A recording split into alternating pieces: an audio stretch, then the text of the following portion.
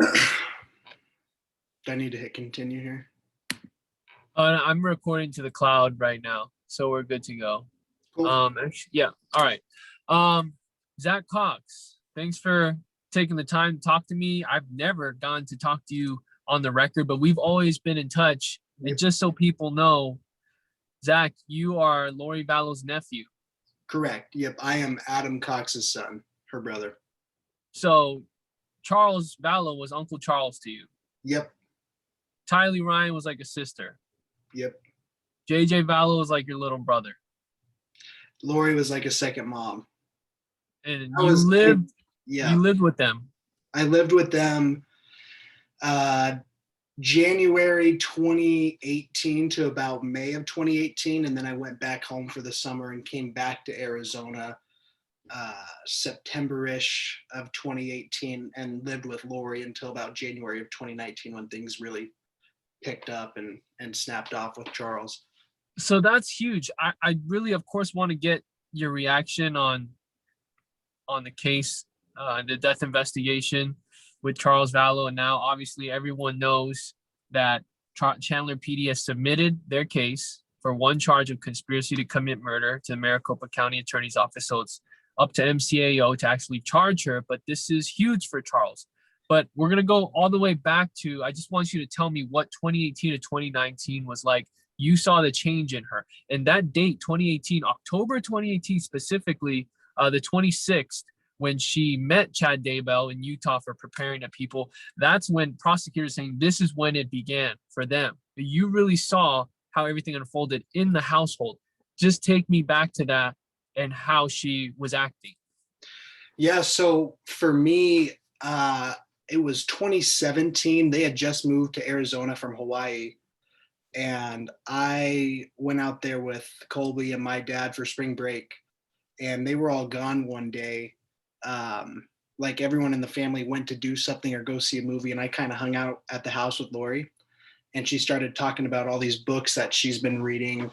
Chad Daybell books. I forgot what this other book was called, but it's really controversial in the LDS church for the beliefs. I'm trying to remember what it is. I'll say it if it pops up. And talking about Julie Rowe's podcast and listening to those things. And she said some scary stuff that I was sitting there with JJ and one of my other cousins. And to me, I was, I think 17, 18. She was saying, if you watch an R-rated movie or say a bad word, there's always an evil spirit that's screaming in your face, like encouraging it. And I was on my phone like, wow, that's crazy. So, time goes on. I move in with them and start working in Arizona.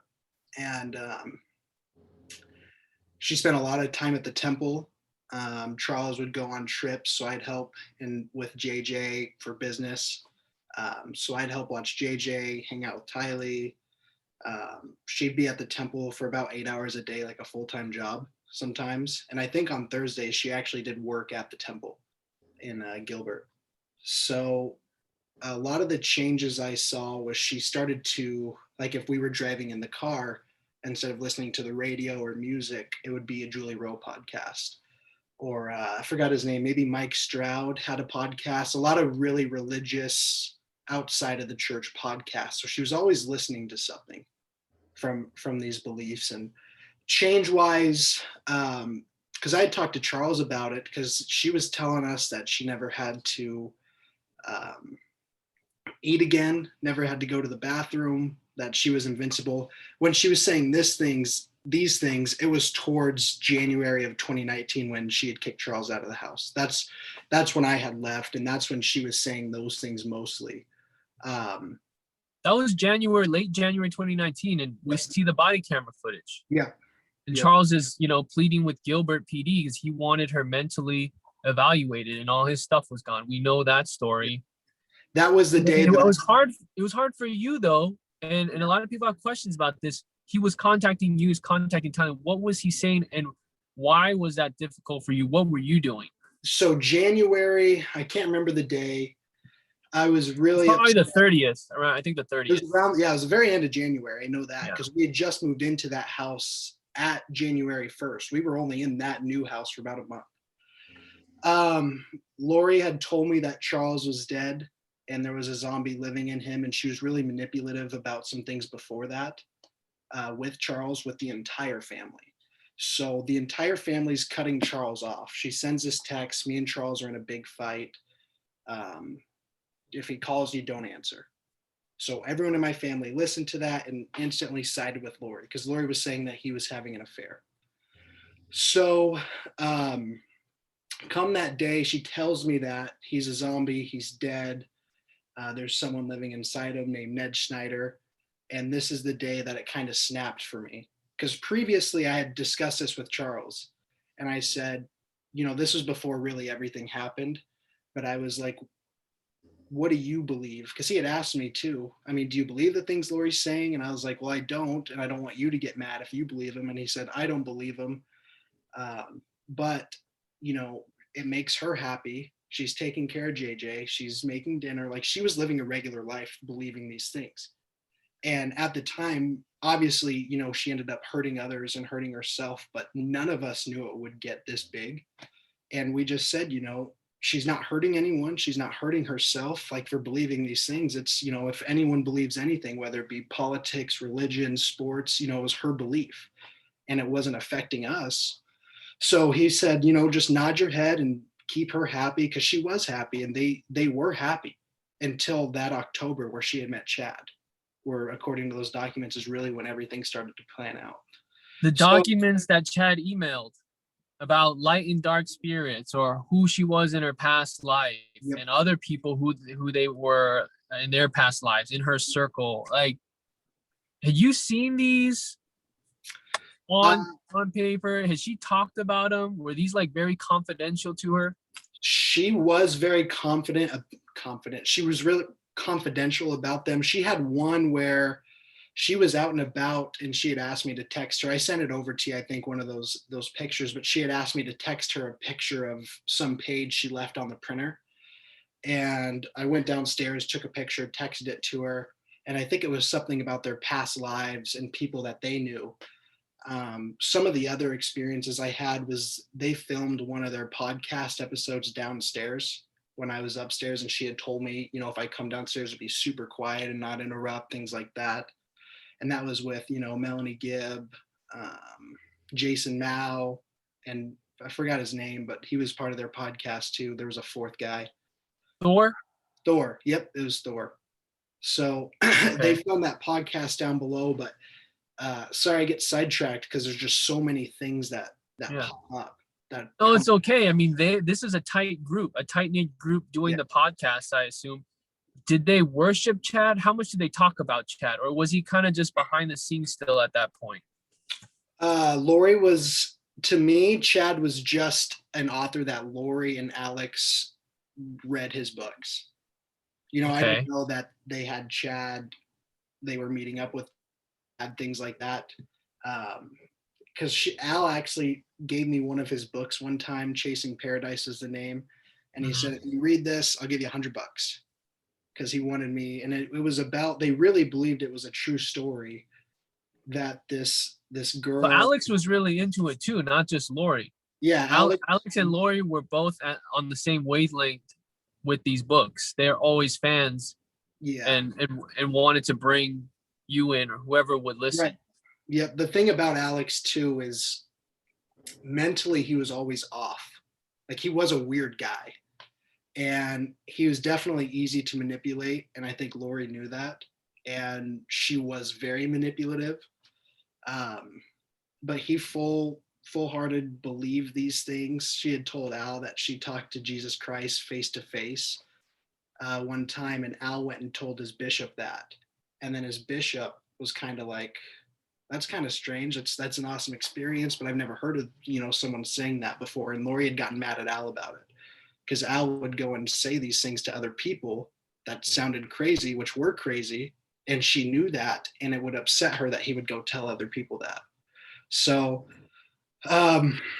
that's how that really was. They had that dynamic of always, same thing with him. He was a truck driver, and instead of like listening to music or, the radio, he was listening to religious podcasts and these, I don't know what the right word is for these books, these preparing a people books, maybe. Yeah. kind of about the end of times and things. But going back to that day with Charles, so we get into that fight around the afternoon, and I start packing up my things, and Tylee comes upstairs because Lori had asked for Tylee to go pick up JJ from school.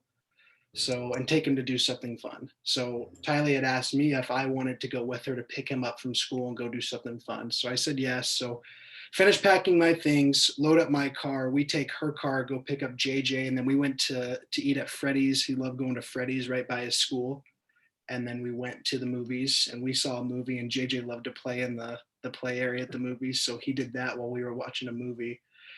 And I came back and got in my car and I went to my grandparents. And my whole thought process during this time was that I don't like conflict. I know Lori and Charles have had fights before. I know this one was a little different with why she was fighting with him. And I really, to be honest, I just didn't want to be involved.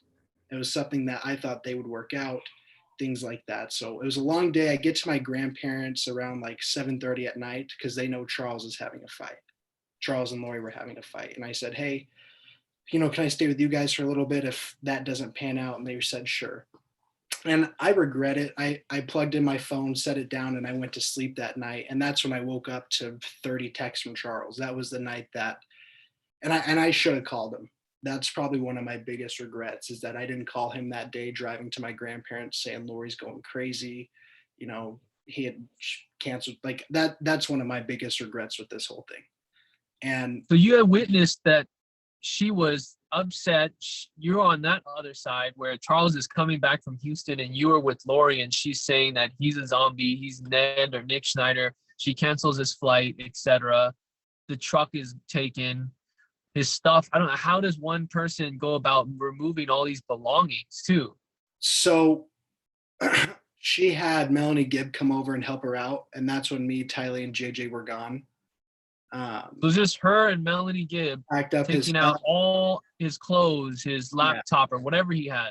So Charles had said too, once he found his stuff, because I woke up to about 30 texts from him, and I woke up at 7 and called him instantly. And he said he was at the house and he found his stuff. She hid all of his stuff. She packed it up in boxes and put it behind the food storage in this closet because she had a ton of food storage too.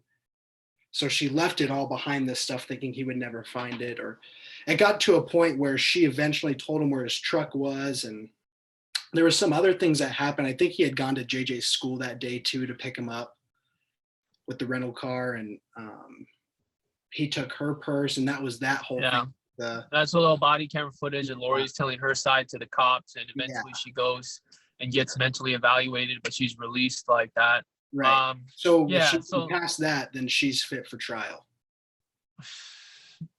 And you went to your grandparents talking about Barry and Janice. I'm interested in what they thought. And that's the other thing is I was in a tough situation that this is probably my biggest regret is I should have done more back then. Everyone in the family hated Charles.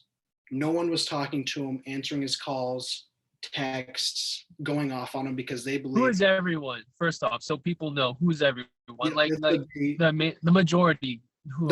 Really the whole Cox family. Barry, Janice, Summer, her husband, Colby, Kelsey, everyone took Lori's side immediately without listening to Charles. They assume she's telling the truth. Yep. He's having an affair. Yep. We don't want anything to do with it. We're not talking to him. My dad, me, Brandon was monitored by Melanie when it came to talking to Charles because she was obviously really tight-knit with Lori, but we were the only ones talking to Charles.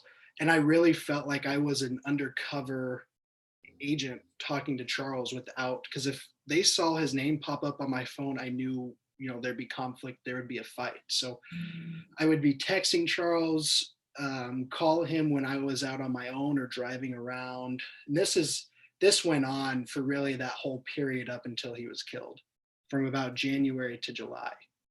When you say monitored, Melanie Pulowski monitored her ex-husband, Brandon Boudreaux. What do you mean, like checking the phone for Charles? Not checking it, but like Brandon wouldn't be able to get away to actually like speak with Charles. he never really had the right opportunity. They had the kids they had to watch. Like he couldn't really get time to himself. So I remember one time too, Charles was saying that he's going to move back to Houston with JJ. And this was Kay came down to visit Charles and stay with him. Um, and he said they were moving. If I wanted to come by, because I would go by the house, see them for a little bit when I could. I was going to real estate school at the time. And after class, I'd go and see them and then head home. But he said one point they were moving back to Houston, which they did. And I told my grandparents that I was going to go see Charles and JJ before he left. Well, my grandma had texted Lori about that and said, "Hey, just a heads up," because I saw that she left this text, her phone on the computer, not phone on the computer, sorry. She left her phone on the table in the kitchen, and it said like, "Hey, Zac is going to see Charles and JJ. Just wanted you to give you a heads up." Because at this point, I would text Lori occasionally to check in. I think this is when she was in Hawaii, kind of off and doing her own thing. This is when no one really knew where she was at. Yeah. And I was worried about her. I mean, this was a really confusing time for me to where all this stuff is going on. You know, I know if I get caught talking to Charles, I could get kicked out of this house. I know that I love Lori and I was worried about her at the time. And I want to make everyone happy. Like, I don't want people to think I'm siding, which, to be honest, I wish I would have just been more bold about it. That's something that I regret. I should have just instantly stuck up with Charles's side and let the family know that's where I was at, because he was 100% right. And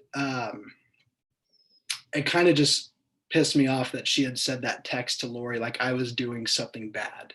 Like that was such an awful thing that I was going to see Charles and JJ. So that's how they viewed it. That's how everyone viewed this situation with Charles when it happened. Another key thing that Charles said was that everything Lori is accusing Charles of doing is what she was actually doing.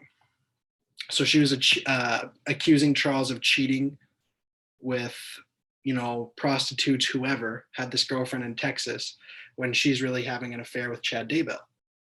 And then she had accused Charles, my dad, Brandon, and me. This is what we found out. I mean, it's such a lengthy story, but after Charles was killed, no one in the family told us. Colby, my grandparents, no one texted us. So my dad's in town in Arizona and we're house sitting at my Aunt Summer's house because their family's in New York and we're watching their dog. And my dad flew in Wednesday night. Thursday comes, which is the morning that Charles was killed. And, I go to work that day. My dad does whatever with my grandparents. I think he went to go eat with them and then was at the house. And then that night we went to play basketball. Friday comes, we went to see our second cousins that we were related with. Still no word from Charles. We sent him a couple texts and it was weird because he's normally always on his phone. So at this point, Charles has been dead for basically 24 hours and we still don't know. No one told us, texted us. They all knew because they were going through Charles's phone and saw that me and my dad were texting with, and Brandon were texting with Charles, the family, the Cox family. So Friday comes, we go visit with second cousins. I get off work, go to sleep that night. Texted Colby if he wanted to go play basketball, no response. Obviously, we texted Al if he wanted to go to the comedy club to go do something, no response. So no one's responding to us, no one's talking to us. Saturday comes and we drive up to Tucson to see my dad's friend, to visit with him. And while we're driving up there, we were seriously like, did they do something to Charles? Because we haven't heard from him in 2 days. Calls, texts, and I mean, he was always on his phone. He would at least respond. So we get there and we start talking to my dad's friend in Tucson, and we're like, man, we haven't heard from Charles. Like, Lori and Al have been super crazy.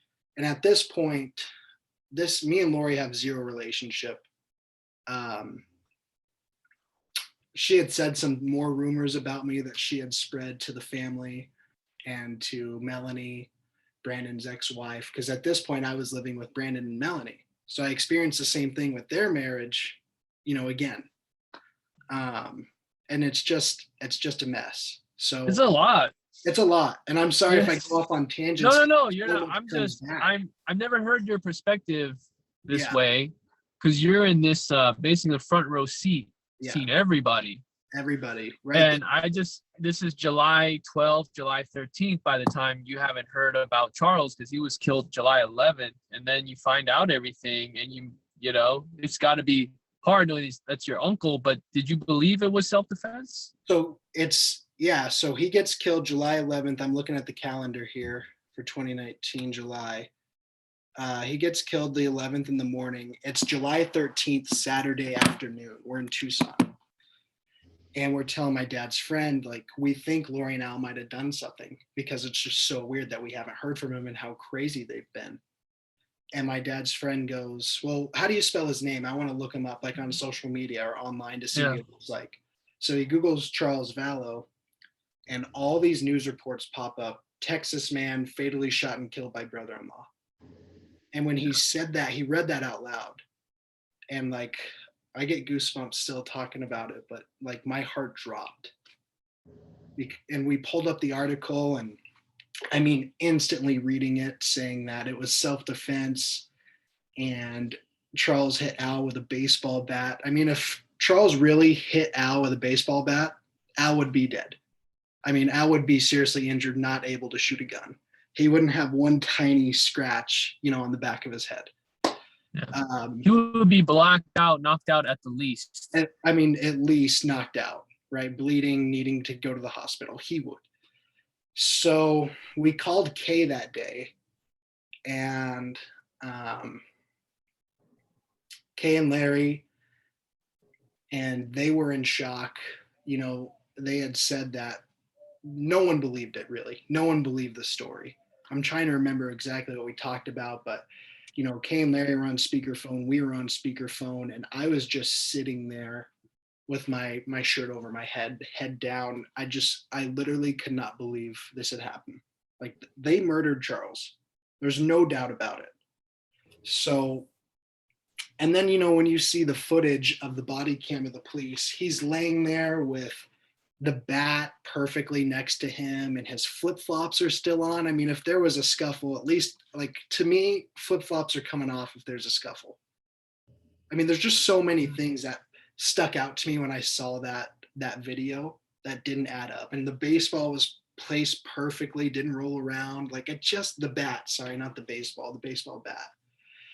It just didn't make sense. Off the rip, we didn't believe it. Lori at this point had told the family that my dad, me, Brandon, Charles were all conspiring against her, trying to get her insurance money, which is what she really was going after with Charles. Like he had said, everything she's doing is what she's accusing him of doing. So hearing the news that she's at least getting, I know Al's dead, but he'd be charged for some of those things. And I wholeheartedly believe too that they killed Al. I mean, the timing is insane. Right after Tammy gets exhumed. The day after.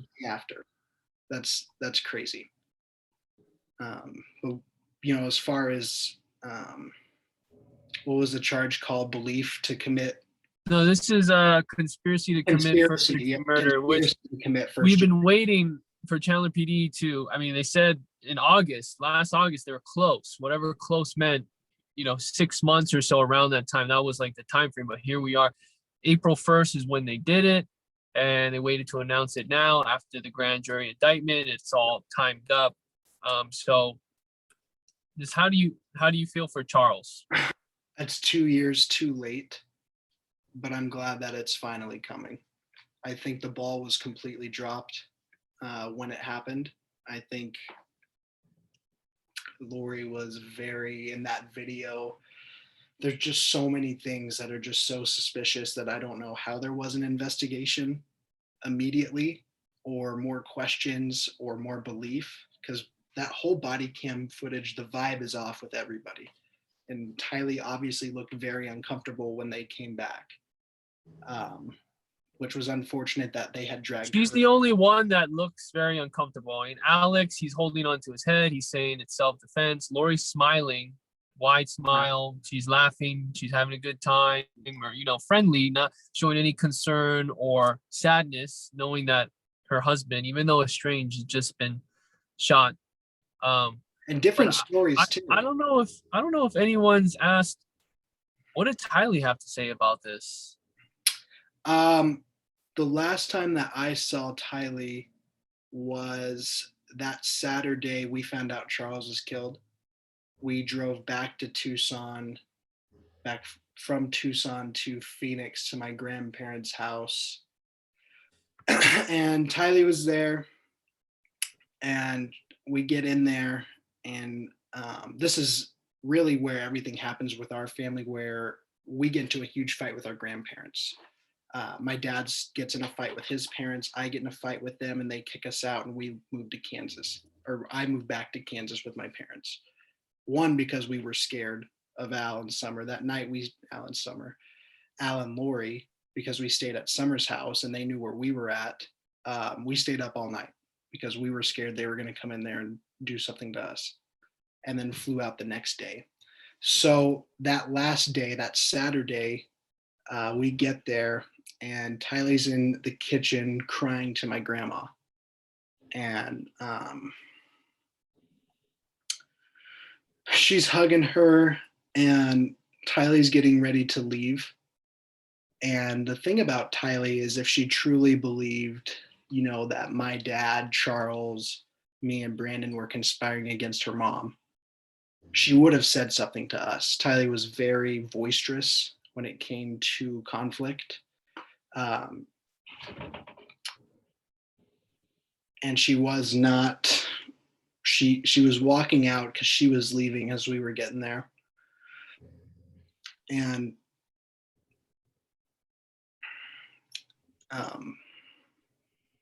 sorry.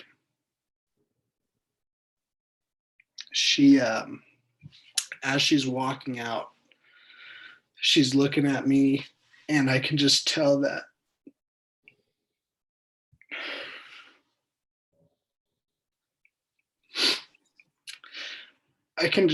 she wanted to say something to me.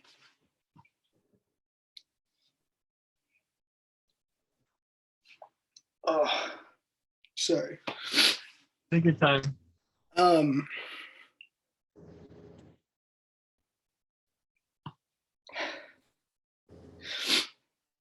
I could just tell that she wanted to say something about what happened on Thursday.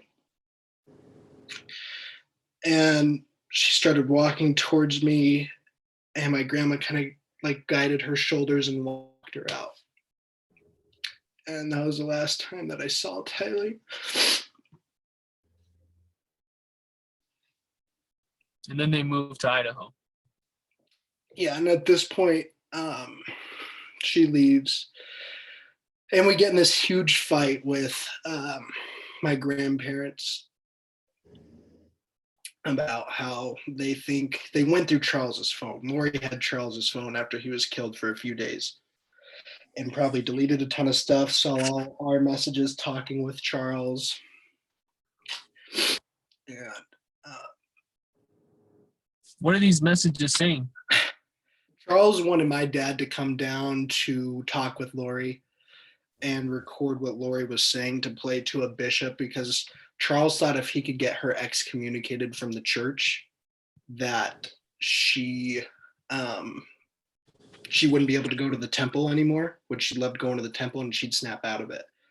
And obviously no one in the family would help. Lori wasn't talking to me or Charles at this point, avoiding us. So he asked my dad for help. So that's why my dad flew down. So our plan was to, my dad wanted to meet with Lori, record her, and, help Charles out. And they saw these texts that, this whole time I was talking with Charles and going to see him and JJ and whatever the case was. Because at this point too, Lori had gotten back with Charles and moved to Houston. Right. So Lori's been living in Houston with Charles, and then he buys a place, not buys, rents out a place Yeah. for Tylee and Lori and JJ to be in Phoenix around the family still. And I never knew where this place was. This is where they ended up shooting Charles. Yeah, They Chandler. Yeah. yeah, they never told me they moved back. I found out they moved back from Tylee, just texting me that they're back in Arizona because she had driven out to Arizona by herself. And so you never talked to Tylee again after you saw her, and you never texted, never called? The whole family had blocked us on everything, Oh, all social media, because they all took Lori's side. No one reached out to me to ask me if I was conspiring against Lori. you had no idea where they left to. No idea. No contact with them. You're in Kansas. Everyone's just split up. Everyone's split up. Family is destroyed like that. And obviously they all sided with Lori. No one asked us anything. Is this true? Are you guys, no one even called to say, are you guys plotting? Because she had said that we were plotting to kill Lori for her insurance money. Me, Charles, Brandon, and my dad. Did she even have a life insurance policy? I have no idea. I know that's what she was doing against Charles and Chad eventually with Tammy and all that stuff. But that's really how it ended. I mean, Zac, yeah. I could talk to you for hours. I mean, this is a lot, and I'm just, I'm sorry because all of you in the family are affected somehow. Everyone. Yep. Your grandparents, your dad, your aunt, everyone has been impacted somehow. Whether you guys agreed with each other or not, you guys fought. Oh, but yeah. I mean, it's been a long journey. Yeah, it has been, and not just us too. I mean, all of Tylee's friends, JJ's friends, JJ's school. I mean, we went to JJ's school for his birthday to drop off some balloons, and they've got a ribbon on a tree for him and a ribbon on a tree for Tylee, and the teachers just loved him. Like there's just this ripple effect. All these people, and they're so selfish that they didn't think it would matter. I mean, they thought they were doing their own thing. So there's one step in a direction where, I know she's innocent till proven guilty, but something has been done. I know you said it's a little too late, but still for Charles, Tammy, JJ, Tylee, Brandon's case is still open. I mean, it's been a long time coming.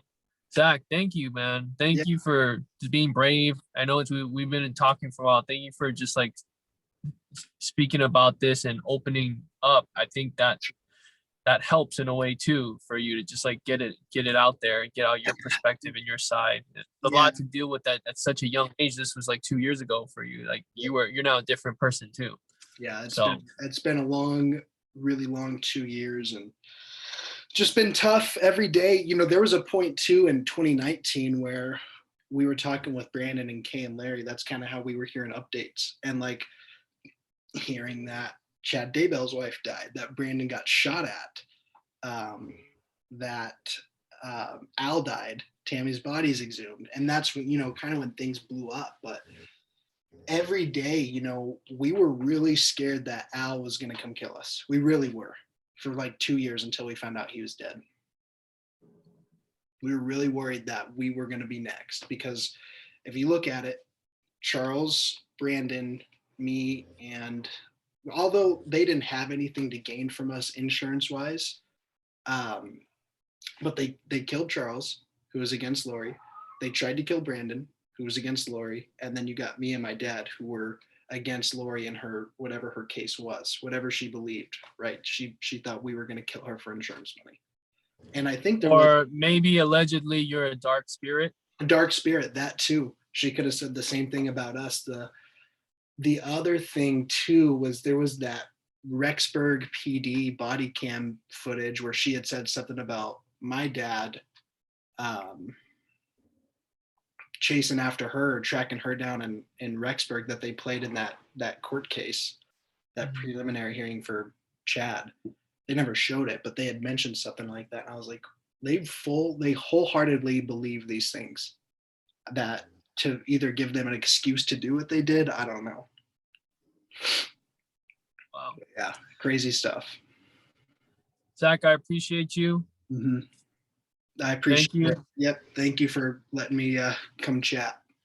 All right. Well, we'll talk soon, man. Take care. You too. See you, man. All right.